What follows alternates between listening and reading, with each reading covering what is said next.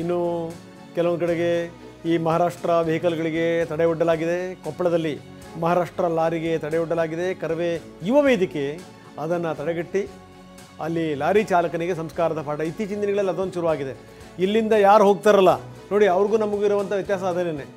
ಅಲ್ಲಿ ಹೋದಂಥವರು ಈ ಸುಮ್ಮನೆ ಬಾವುಟ ಕೊಡೋದು, ಈ ಅವ್ರಿಗೆಲ್ಲ ಮುಖಕ್ಕೆಲ್ಲ ಮಸಿ ಬಳಿಯೋದು ಅಂತವನ್ನೆಲ್ಲ ಮಾಡಿದರು. ಇಲ್ಲಿ ನೀವು ನಮ್ಮವ್ರಿಗೆ ಮಸಿ ಬಳಿದಿರಪ್ಪ, ಆದರೆ ನಾವು ನಿಮಗೆ ಬಳಿತಾ ಇಲ್ಲ, ತಗೊಳ್ಳಿ ಹೂ ತಗೊಳ್ಳಿ, ಅಟ್ಲೀಸ್ಟ್ ಈ ಸಂದೇಶ ರವಾನೆ ಮಾಡ್ತಾ ಇದ್ದಾರೆ, ಹೋಗಿ ಅದನ್ನು ಹೇಳಿ ಅಂತ. ಸಂಬಂಧಪಟ್ಟಂಥವ್ರಿಗೆ ಇದು ಅರ್ಥವಾಗುತ್ತಾ? ಅರ್ಥ ಆಗಬೇಕು. ಯಾಕಂದರೆ ಇದೇನು ಭಾರತ ಪಾಕಿಸ್ತಾನ ಅಲ್ಲ, ಮಹಾರಾಷ್ಟ್ರ ಮತ್ತು ಕರ್ನಾಟಕ. ಅರ್ಥ ಮಾಡ್ಕೋಬೇಕು ಫಸ್ಟು. ನಾವು ಕನ್ನಡಿಗರು, ಶಾಂತಿ ಪ್ರಿಯರು, ನಿಮ್ಮ ಮಹಾರಾಷ್ಟ್ರ ಶಿವಸೇನೆ ಮತ್ತೆ MS ಗೂಂಡಾಗಳಿಗೆ ಹೇಳ್ರಿ, ನಾವು ಕನ್ನಡಿಗರು ಶಾಂತಿ ಪ್ರಿಯರು, ಹೂವು ಕೊಟ್ಟು ಬುದ್ಧಿ ಹೇಳ್ತೀವಿ.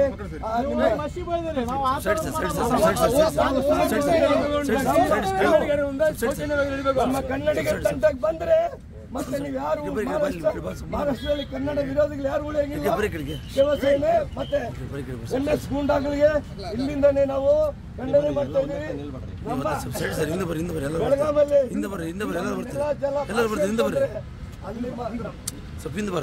ಬೆಳಗಾವಿ ಭಾಷೆ ಅಂತ ಬಂದ್ರೆ ಅಂತವ್ರು ಮಾತ್ರ ಮಹಾರಾಷ್ಟ್ರ ಇಲ್ಲಿ ನಮ್ಮ ಬೆಳಗಾಂನಾಗ ಇರ್ಬೇಕು, ಇಲ್ಲ ಅಂತವ್ನು ಯಾವನು ಇರ್ಬಾರ್ದು. ನಿಮ್ಮ ಊರಿಗೆ ಹೋಗ್ಬಿಡ್ರಿ.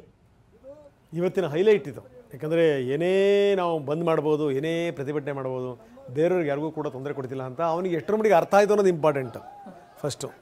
ಆದರೆ ಭಾಷೆ ಅರ್ಥ ಆಯ್ತು ಅನ್ನೋದು ಇಂಪಾರ್ಟೆಂಟು. ಜೊತೆಗೆ ಅಂತಂದರೆ ಕೊನೆಗೆ ಅವನಿಗೆ ಹೂ ಕೊಟ್ಟಾಗ ಖಂಡಿತ ಅರ್ಥ ಆಗಿದೆ. ಯಾಕಂದರೆ ಏಟ್ ಬೀಳುತ್ತೆ ಅಂತ ಅಂದ್ಕೊಂಡ್ಬಿಟ್ಟಿದ್ನೋ ಅವನು.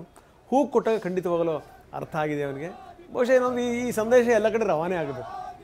ನೋಡಪ್ಪ, ನಾವು ಬೇರೆ ಬೇರೆ ದೇಶದವರಲ್ಲ, ಹಿಂಗೆ ಕಿತ್ತಾಡೋಕ್ಕೆ ನಾವೆಲ್ಲರೂ ಒಂದೇ, ನಾವೆಲ್ಲ ಅಣ್ಣ ತಮ್ಮಂದ್ರ ಥರ ಬದುಕಬೇಕು ಅನ್ನುವಂಥ ಸಂದೇಶ ಹೋಗಬೇಕು.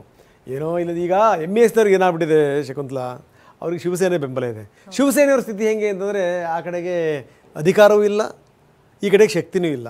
ಪಾಪ ಸೋತು ಕೂತ್ಕೊಂಡ್ಬಿಟ್ಟಿದ್ದಾರೆ. ಸೋತು ಕೂತಿರೋರು ಏನು ಮಾಡ್ತಾರೆ ಗೊತ್ತಾ ನಿಮಗೆ, ಯಾವುದಾದ್ರೂ ಒಂದು ವಿಚಾರದಲ್ಲಿ ಆ್ಯಕ್ಟಿವ್ ಆಗಬೇಕು ಅಂತ ಮಾಡ್ತಾರೆ.